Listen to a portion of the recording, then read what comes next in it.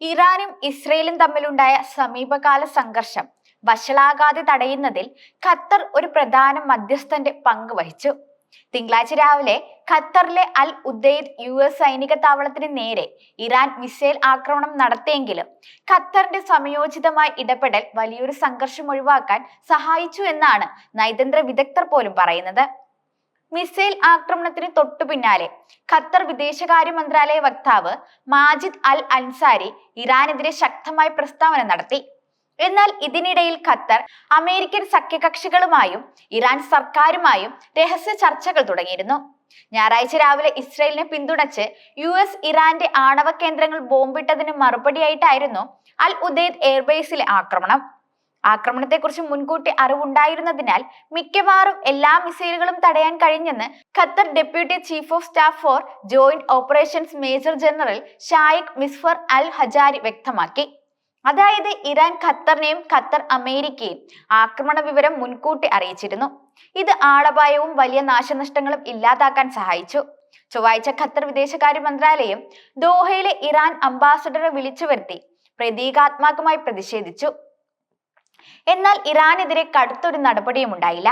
പ്രതികരിക്കാനുള്ള അവകാശം പ്രഖ്യാപിച്ച ശേഷം ഉടൻ തന്നെ മധ്യസ്ഥന്റെ റോളിലേക്ക് മാറിയത് ഖത്തറിന്റെ നയതന്ത്ര മികവിനെയാണ് കാണിക്കുന്നതെന്ന് 2013 മുതൽ 2015 വരെ ഖത്തറിലെ ബ്രിട്ടീഷ് സ്ഥാനപതിയായിരുന്ന നിക്കോളസ് ഹോപ്റ്റൺ നിരീക്ഷിക്കുന്നതായി മറ്റൊരു റിപ്പോർട്ട് സൂചിപ്പിക്കുന്നുണ്ട്.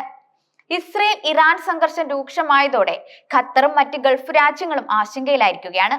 സംഘർഷം വഷളായാൽ ഇറാൻ തങ്ങളുടെ ഊർജ്ജ സ്രോതസ്സുകളെ ലക്ഷ്യമിട്ടേക്കാം എന്നതാണ് ഗൾഫ് രാജ്യങ്ങളെ പ്രധാനമായും ഭയപ്പെടുത്തുന്നത്. ഇറാൻ ഗൾഫിലെ അമേരിക്കൻ സൈനികരെ ആക്രമിക്കാൻ തീരുമാനിച്ചാൽ ഖത്തറിലെ താവളം തിരഞ്ഞെടുക്കുന്നതിന് ചില കാരണങ്ങളുണ്ട്. ഖത്തറിനെയാണ് ആദ്യം ആക്രമിക്കുന്നതെങ്കിൽ സംഘർഷം വർദ്ധിപ്പിക്കുന്നതിനോ ഗൾഫ് അറബ് രാജ്യങ്ങളുമായുള്ള ബന്ധം തകർക്കുന്നതിനോ ഉള്ള സാധ്യത വളരെ കുറവാണ്. മറ്റ് ഗൾഫ് രാജ്യങ്ങളെ അപേക്ഷിച്ച് ഇറാനുമായി ഖത്തറിന് നല്ല ബന്ധമാണുള്ളത്. 2023 ഒക്ടോബറിൽ ഗാസയിൽ യുദ്ധം തുടങ്ങിയതിനു ശേഷം ഇസ്രയേലും ഹമാസിനും ഇടയിൽ മധ്യസ്ഥന്റെ പങ്ക് വഹിക്കുന്നതിൽ ഖത്തർ മുൻനിരയിലുണ്ടായിരുന്നു. ഖത്തറിന് പകരം ഇറാൻ മറ്റേതെങ്കിലും ഗൾഫ് രാജ്യത്തെ അമേരിക്കൻ സേനയെ ആക്രമിച്ചിരുന്നെങ്കിൽ സാഹചര്യം കൂടുതൽ സങ്കീർണമായേനെ. ബഹ്റൈനിലെ US നാവികസേനയുടെ 5ാം ഫ്ലീറ്റിന്റെ ആസ്ഥാനവും സൗദി അറേബ്യയിലെ കേന്ദ്രങ്ങളും ഇറാന് വേണമെങ്കിൽ ലക്ഷ്യമിടാം. എന്നാൽ ഈ രാജ്യങ്ങളുമായുള്ള ഇറാന്റെ ഈ നയതന്ത്ര ബന്ധങ്ങൾ ഇപ്പോഴും ദുർബലമാണ്. UAE ആകട്ടെ ഇറാന്റെ പ്രധാന വ്യാപാര പങ്കാളികളിൽ ഒന്നാണ്. അതിനാൽ ദുബായ്ക്ക് മുകളിലൂടെ മിസൈലുകൾ പറക്കുന്നത് നല്ല സാഹചര്യമായിരിക്കില്ല. ട്രംപ് ഭരണകൂടത്തിനു വേണ്ടി ഖത്തർ ഇറാനുമായി ഇടപെട്ടിരുന്നുവെന്ന് 3 നയതന്ത്രജ്ഞർ വെളിപ്പെടുത്തിയിട്ടുണ്ട്.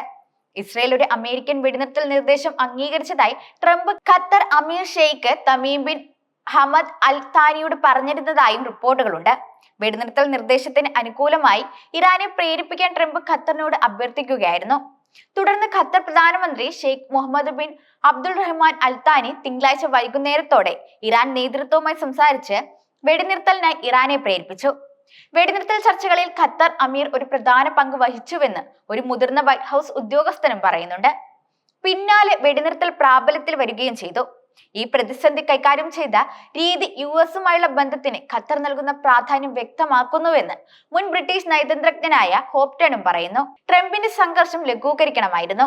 ഖത്തറിന് അതിന് അദ്ദേഹത്തെ സഹായിക്കാൻ കഴിഞ്ഞുവെന്നാണ് ഹോപ്റ്റൺ കൂട്ടിച്ചേർത്തത്. US-ഉമായുള്ള അടുത്ത ബന്ധം ഖത്തറിന്റെ വിദേശ നയത്തിന്റെ ഒരു പ്രധാന ഭാഗമാണ്. ചെറിയ സൈന്യമുള്ള ഖത്തർ സുരക്ഷയ്ക്കായി US-നെയാണ് പ്രധാനമായും ആശ്രയിക്കുന്നത്. അമേരിക്കൻ വിദേശ നയ ലക്ഷ്യങ്ങളിൽ തന്ത്രപരമായ സഖ്യകക്ഷിയാകാൻ കഴിയുമെന്ന് തെളിയിക്കാൻ ഖത്തർ ഉദ്യോഗസ്ഥർ പലപ്പോഴും അവസരങ്ങൾ പ്രയോജനപ്പെടുത്താറുണ്ട്. അതേസമയം 12 ദിവസം നീണ്ടുനിന്ന ഇസ്രയേൽ ഇറാൻ സംഘർഷം അപ്രതീക്ഷിതമായി അവസാനിച്ചത് ലോകത്തെ അത്ഭുതപ്പെടുത്തുന്നതായിരുന്നു. ഒടുവിൽ ഇറാൻ ശക്തമായൊരു മറുപടി നൽകി അമേരിക്കയ്ക്കും ഇസ്രയേലിനും വ്യക്തമായ താക്കീത് നൽകിയ ശേഷം വെടിനിർത്തലിന് സമ്മതിക്കുകയായിരുന്നു. ഈ വെടിനിർത്തൽ കരാറിന് അമേരിക്കൻ പ്രസിഡന്റ് ഡൊണാൾഡ് ട്രംപും ഖത്തർ അമീറുമാണ് പ്രധാന പങ്ക് വഹിച്ചതെന്നാണ് റിപ്പോർട്ട്. 12 ദിവസങ്ങൾക്ക് മുൻപ് പുലർച്ചെ ഇസ്രയേൽ സൈന്യം ഇറാനിൽ നടത്തിയ ആക്രമണത്തോടെയാണ് യുദ്ധം ആരംഭിക്കുന്നത്. ഈ ആക്രമണത്തിൽ നിരവധി ഇറാനിയൻ സൈനിക ഓഫീസർമാരും ശാസ്ത്രജ്ഞരും കൊല്ലപ്പെട്ടു. ഇതിന് ഇറാൻ ശക്തമായി തിരിച്ചടിച്ചതോടെ ഇരുപക്ഷത്തും കനത്ത നാശനഷ്ടങ്ങളുണ്ടായി. ഇസ്രയേലിന്റെ ചാരസംഘടനയായ മൊസാദിന്റെ നീക്കങ്ങൾ ഇറാനെ ഞെട്ടിക്കുന്നതായിരുന്നു. എന്നാൽ ഇറാൻ തിരിച്ചടിച്ചപ്പോൾ അവരുടെ മിസൈലുകൾ ഇസ്രയേൽ നഗരങ്ങളിൽ പ്രകമ്പനം സൃഷ്ടിച്ചു. ഇറാന്റെ ആണവ കേന്ദ്രങ്ങളിൽ അമേരിക്ക കൂടി ആക്രമണം നടത്തിയതോടെ യുദ്ധം കൂടുതൽ വ്യാപിക്കുമോ എന്ന ആശങ്ക ഉയർന്നു. എന്നാൽ ഈ ഘട്ടത്തിലും ഇറാൻ ഇസ്രയേലിലേക്ക് മിസൈലുകൾ അയക്കുകയായിരുന്നു. ഇസ്രയേലിന്റെ ആക്രമണത്തിൽ ഇറാൻ തലസ്ഥാനത്ത് ഉൾപ്പെടെ വലിയ നാശനഷ്ടങ്ങൾ ഉണ്ടായി. ഇതിനിടയിലാണ് ഖത്തറിലെയും ഇറാഖിലെയും അമേരിക്കൻ സൈനിക കേന്ദ്രങ്ങളെ ലക്ഷ്യമിട്ട് ഇറാന്റെ മിസൈലുകൾ എത്തിയത്.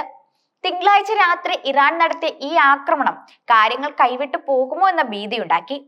ഗൾഫ് രാജ്യങ്ങൾ കൂടി യുദ്ധത്തിന്റെ ഭാഗമാകുമോ എന്ന ചോദ്യം ഉയർന്നു വന്നു. എന്നാൽ കാര്യങ്ങൾ പെട്ടെന്ന് മാറി മറിഞ്ഞു. American president Donald Trump Qatar emir Sheikh തമീമുമായി ബന്ധപ്പെട്ടു. ഇസ്രയേലുമായി സംസാരിച്ചെന്നും അവർ വെടിനിർത്തലിന് തയ്യാറാണെന്നും അമീറിനെ ട്രംപ് അറിയിച്ചു. ഇറാനെ ചർച്ചയുടെ വഴിയിലേക്ക് കൊണ്ടുവരണമെന്നും അദ്ദേഹം അഭ്യർത്ഥിച്ചു. ഖത്തറിന്റെ ഇടപെടൽ നിർണായകമായി വൈകാതെ വെടിനിർത്തൽ പ്രഖ്യാപിച്ചു. ഈ സംഘർഷത്തിൽ ഇരു കൂട്ടർക്കും അവകാശപ്പെടാൻ നേട്ടങ്ങളുണ്ട്. ഇറാനുമായുള്ള ആണവ കരാറിൽ നിന്ന് അമേരിക്കയെ പിന്തിരിപ്പിക്കാൻ സാധിച്ചു. കൂടാതെ ഇറാന്റെ പ്രമുഖരായ സൈനിക ഓഫീസർമാരെയും ആണവ ശാസ്ത്രജ്ഞരെയും കൊലപ്പെടുത്താനും ആണവ പദ്ധതി വൈകിപ്പിക്കാനും കഴിഞ്ഞു എന്നതെല്ലാം ഇസ്രയേൽ തങ്ങളുടെ നേട്ടമായി കരുതുന്നതാണ്. അതേസമയം ഇറാന്റെ സൈനിക ശേഷി ലോകം തിരിച്ചറിഞ്ഞു എന്നത് ഇറാൻ ഒരു നേട്ടമാണ്. അമേരിക്കയും ഇസ്രയേലും ജോർദാനും സിറിയയും എല്ലാം ഒരുമിച്ച് ശ്രമിച്ചിട്ടും ഇറാന്റെ മിസൈലുകൾ ടെൽ അവീവിലും ഹൈഫയിലും പതിച്ചു. ആദ്യമായി ഇസ്രയേൽ നഗരങ്ങളെ ഒരുതരം പ്രേതഭൂമിക്ക് സമാനമാക്കാൻ കഴിഞ്ഞതിലൂടെ മേഖലയിൽ തങ്ങളുടെ ശക്തി വർദ്ധിപ്പിക്കാൻ സാധിച്ചതും ഇറാൻ ഉണ്ടാക്കിയ വലിയ നേട്ടമാണ്. വർഷങ്ങൾ നീണ്ട ഉപരോധവും സിറിയയിലെയും ലെബനാനിലെയും സഖ്യകക്ഷികളുടെ തിരിച്ചടിയും ഒന്നും ഇറാനെ തളർത്തിയില്ലെന്നും ഈ യുദ്ധചിത്രം വ്യക്തമാക്കുന്നതാണ്. ഇരു കൂട്ടരും തങ്ങളുടെ ശക്തി തെളിയിച്ചപ്പോൾ നിരവധി മനുഷ്യജീവനുകൾ നഷ്ടമായെന്നത് മറ്റൊരു യാഥാർത്ഥ്യമാണ്. ഇറാനും ഇസ്രയേലും ആയുധശേഖരം വർദ്ധിപ്പിക്കുന്നത് തുടരുമ്പോൾ ഈ വെടിനിർത്തലിന്റെ ആയുസ് എത്ര കാലം എന്നത് കണ്ടറിയേണ്ടിയിരിക്കുന്നു.